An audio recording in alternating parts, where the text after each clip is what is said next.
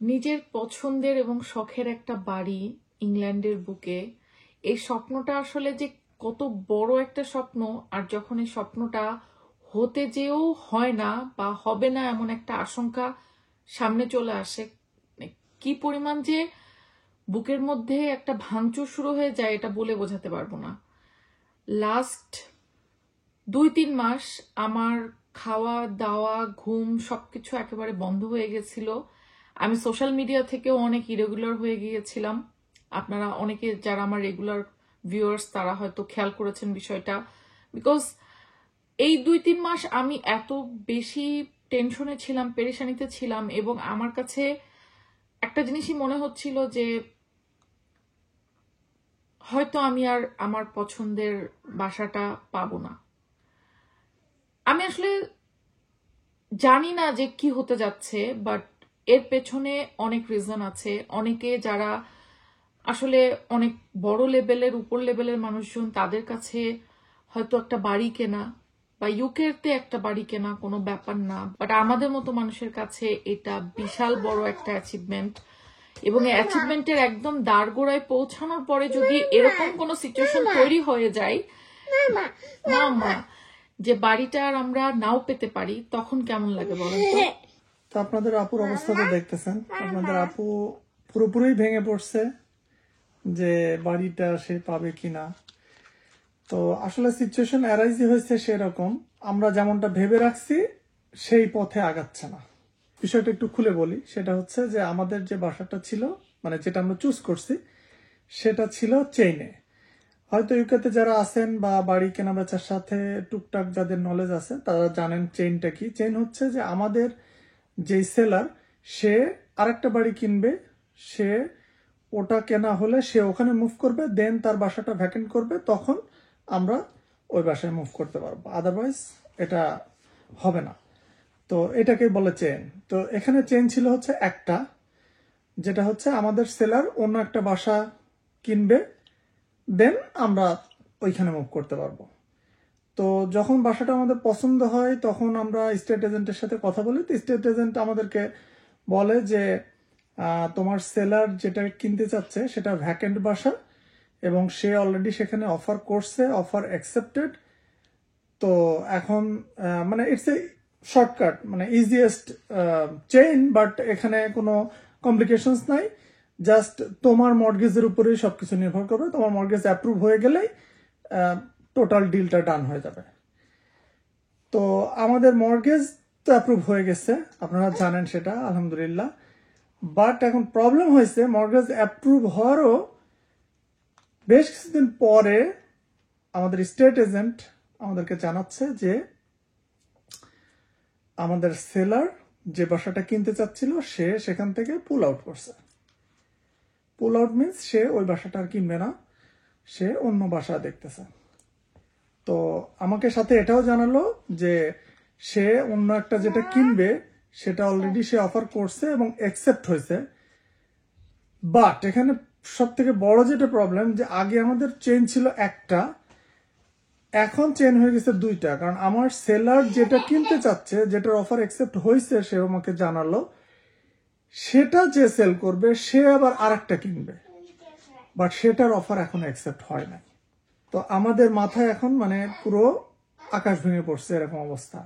আসলে দুশ্চিন্তারও কারণ ছিল, কারণ আমাদের আশেপাশে যারা অভিজ্ঞ মানুষজন আছে, ফ্রেন্ডস এন্ড ফ্যামিলি, সবাই একটা কথাই আমাকে সবসময় বলছে যে বাড়ির চাবি হাতে না পাওয়া পর্যন্ত স্বপ্ন দেখো না। কারণ এই বাড়ি কেনা বেচাটা এমন একটা প্রসিডিওর যে যে কোনো সময় এটা ক্যান্সেল হয়ে যেতে পারে। মানে হয়তো তুমি যেই বাসাটাকে নিয়ে স্বপ্ন দেখে ফেলছো, সেই বাসাটা শেষমেশ লাস্ট স্টেপ পর্যন্ত তুমি নাও পেতে পারো। সেলার পুল আউট করতে পারে, তোমার পুল আউট করা লাগতে পারে, অনেক কিছু। আর ওই যে কথায় আছে না যে একটা জিনিস মনে লেগে গেলে ওখান থেকে আসলে আর ফিরে আসতে বা পুল আউট করতে ইচ্ছা করে না। তা আমাদের ক্ষেত্রে হয়েছে তাই যে আমাদের মনে লেগে গেছিল। মর্গেজ অ্যাপ্রুভ হয়ে গেছে। মর্গেজের তো একটা ডেট থাকে, আপনারা জানেন, একটা টাইম লিমিট থাকে যে এই সময়ের ভিতরে যদি আমি মর্গেজের টাকাটা ব্যাংক থেকে না নেই তাহলে এটা ইনভ্যালিড হয়ে যাবে। এক এক ব্যাংক এক এক রকম টাইম দেয়। তো আমাদের টাইম যেটা ছিল সেটার বেশ খানিকটা ওভার হয়ে গেছে। তখন আমরা জানতে পারছি যে সিচুয়েশন এইরকম। তো আমরা এদিকে কথা বললাম স্টেট এজেন্টের সাথে যে এই বিষয়গুলো তোমরা আমাদেরকে আগে কেন জানাও নাই। মানে ওদের আসলে সেরকম কোনো সদুত্তর নাই। ওরা বলছে যে তোমার সেলার যেহেতু তোমাদের মর্গেজের হইতে হইতে সে দেখতেছে যেহেতু সময় আছে, সো সে ওইটা থেকে পুল আউট করছে, দেন অফার তো অ্যাকসেপ্ট হয়েছে। যাই হোক, মানে এখন আমরা পড়ে গেছি এমন একটা সিচুয়েশনে যে আমাদের বাসাটা পছন্দ হয়ে গেছে, বিশেষ করে আপনাদের আপুর বাসাটা খুবই পছন্দ হয়ে গেছে। এবং ওই যে বাসা কেনার ক্ষেত্রে যেটা হয় যে বাসা যদি পছন্দ হয়ে যায় আপনার, তাহলে ওই বাসা থেকে বেরোয় আসা সম্ভব হয় না। আমাদের যে মর্গেজ অ্যাডভাইজার ছিলেন উনিও আমাদেরকে এর ভিতরে সাজেস্ট করলেন যে আপনাদের যদি মনে হয় যে এখানে সময় বেশি লেগে যাবে, সো আপনারা ইন দ্য মিন টাইম অন্য বাসা দেখতে পারেন। তো আমরা আসলে আর অন্য বাসা দেখি নাই, বাট আমরা অনলাইনে খোঁজাখুঁজি শুরু করছি যে দেখি বাসা কিরকম কি অবস্থা, অনেকদিন তো বাসা দেখি নাই। তো এই যে হয় না দোকানে জিনিস কিনতে গেলেও কিন্তু দেখবেন এরকমটাই হয় যে কোনো একটা জিনিস যদি আপনার পছন্দ হয়ে যায়, চোখে লেগে যায়, পরে কিন্তু অন্য আপনি হাজার দামি জিনিস দেখেন বা যে জিনিসই দেখেন অন্যগুলো আর পছন্দ হয় না। তো ঠিক সেই রকমই হয়েছে, আমারও হয়েছে, আপনাদের আপুরও হয়েছে সেম।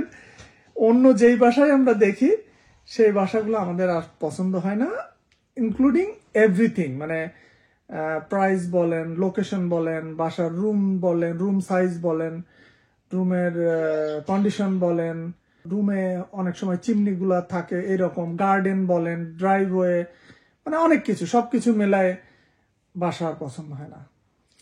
তো আমরা শেষ পর্যন্ত আর কি এমনটাই করেছিলাম যে ওকে ঠিক আছে ওয়েট করি, দেখি, ওরা তো বলে নাই যে দিবে না আমাদেরকে বাসা।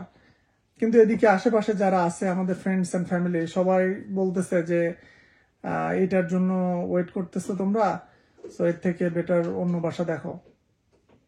কিন্তু ওই যে বললাম যে পছন্দ হয়ে গেছে, এখন আপনাদের আপন নাওয়া খাওয়া সব বন্ধ হয়ে গেছে যে কি হবে।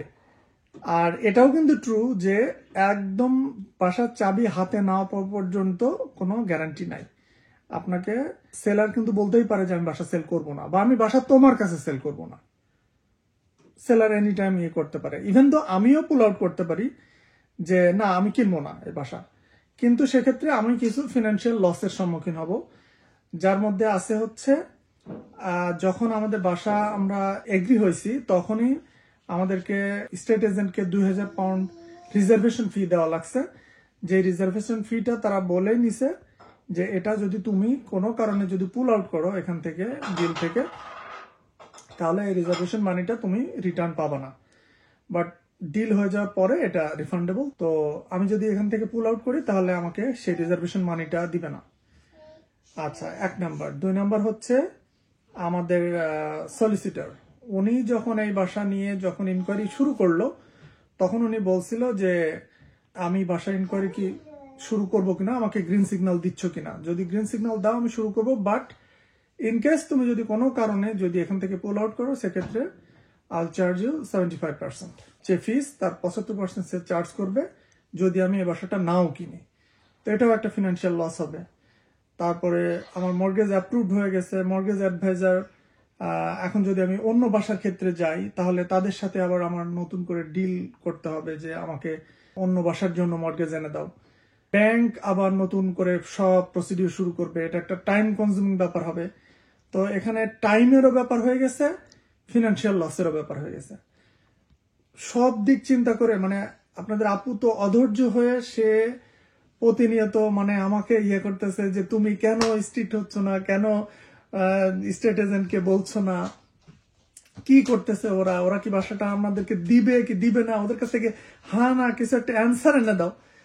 বাট আসলে হ্যাঁ না যেটাই অ্যান্সার হোক, আমাদের আসলে মানে এখান থেকে অন্য বাসার দিকে যাওয়া না আছে মনের ইচ্ছা, না আছে অন্য কোনো সিচুয়েশনে সেটার অপশন। তো মুখ বুঝে আছি আর কি, ওয়েট করতেছি আমরা, বাড়িটা আমাদের মনে লেগে গেছে।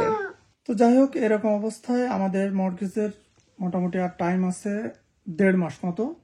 সে অবস্থায় আমি ওদেরকে স্ট্রিক্ট একটা মেইল করলাম আমার স্টেট এজেন্টকে যে দেখো তোমরা আমাকে স্টেট কাট একটা ডেট দাও, ফিক্সড একটা ডেট দাও যে অমক ডেটে কমপ্লিশন ডান হবে, আদারওয়াইজ আমি আর ওয়েট করতে পারছি না। কারণ আমাদের যেই বাসাতে আছি আমরা, এই বাসাতেও আমাকে অ্যাটলিস্ট 1 মাস আগে নোটিশ দিতে হবে যে আমি এই বাসা ছেড়ে দিব, যেটাতে আমরা রেন্টে আছি। তো সেরকম একটা মেইল পাওয়ার পরে ওরা আমাকে তার পরের দিন ডেট দিল যে ওকে অমুক ডেটে, যে ডেটটা কিনা আরো কিছুদিন আগে দিছিল, বাট সেটাও ওরা বলছিল যে এটা ফিক্সড না, বিকজ টপ চেন এখনো রেডি না। টপ চেন মানে একদম টপে যে আছে তার ইনকোয়ারি এখনো ডান হয় নাই। তো পরবর্তীতে আমার ওই মেল পাওয়ার পরে পরের দিনে জানাচ্ছে যে ওকে ঠিক আছে, ওই ডেটটাই ফাইনাল। তো এখন আর কি একটু মনের শান্তি আসছে যে ঠিক আছে, আমরা মনে হয় পেতে যাচ্ছি বাসাটা। কমপ্লিশন ডেট ফাইনাল হলো, এই তো। কি মনে শান্তি হয়েছে এখন? আমি যে কি পরিমাণ টেনশনে এটা বলে বোঝানো সম্ভব না। আসলে অনিশ্চয়তার মধ্যে কোন জিনিসটা ভালো লাগে, মানে আমি যদি জানি যে আচ্ছা ঠিক আছে হবে না, তাহলে হয়তো আমি মনকে সান্ত্বনা দিতে পারলাম যে হ্যাঁ হবে না, ঠিক আছে আমাকে অন্য কিছু চিন্তা করতে হবে। বাট আমি যখন কিছুই জানি না হবে নাকি হবে না, জি বাবা, কোনো কিছুই আমি জানি না, তো এইভাবে তো আসলে দিন রাত পার করা যায় না। এই জন্যই বেসিক্যালি আমি তোমাকে গত 2-3 মাস ধরে বলতেছি যে তুমি স্ট্রিক্ট হও, তুমি স্ট্রিক্ট হয়ে ওদেরকে জানাও যে তুমি পুল আউট করবা। সেলার তোমাকে না জানায় সে তার পছন্দের বাসা থেকে পুল আউট করে, একটা চেইন ছিল প্রথমে, সেখানে আমাদেরকে 2টা চেইনে বসায় দিল। দ্যাট মিনস আমরা 3 জন বায়ার সেলার এখন চেনে পড়ে গেলাম, যেখানে কিনা আমরা প্রথম যখন অ্যাগ্রিড হই বাসাটার জন্য তখন কিন্তু এতগুলো চেইন ছিল না। তো এই যে আমাদের অজান্তে এতগুলো চেইনের মধ্যে আমরা পড়ে গেলাম, এটা তো আমাদের একটা টাইমিং লস বলো, ফিনান্সিয়াল লস বলো, যেটাই বলো, সবকিছুই মানসিক একটা পেরেশানিরও তো ব্যাপার আছে, অনেক বড় মানসিক প্রেশার। তো অবশেষে এখন আমরা আমাদের বাসার কমপ্লিটেশনের ডেট এবং চাবি হ্যান্ডওভারের ডেট, এই ডেটগুলো পাইছি আলহামদুলিল্লাহ। এটাই অনেক। অনিশ্চয়তার মধ্যে এতদিন থেকে থেকে থেকে থেকে মানে আমার কাছে শেষ মুহূর্তে এটাই মনে হচ্ছিল এক সময় যে এই বাসাটা হয়তো আর পাবো না, এখান থেকে আমাদেরকে পুল আউট করে অন্য কোনো বাসায় দেখতে হবে। তারপরেও আলহামদুলিল্লাহ আল্লাহ আসলে যখন লিখে রাখছে, যেভাবে লিখে রাখছে, যেটা লিখে রাখছে সেটাই হবে, এটাই আলহামদুলিল্লাহ।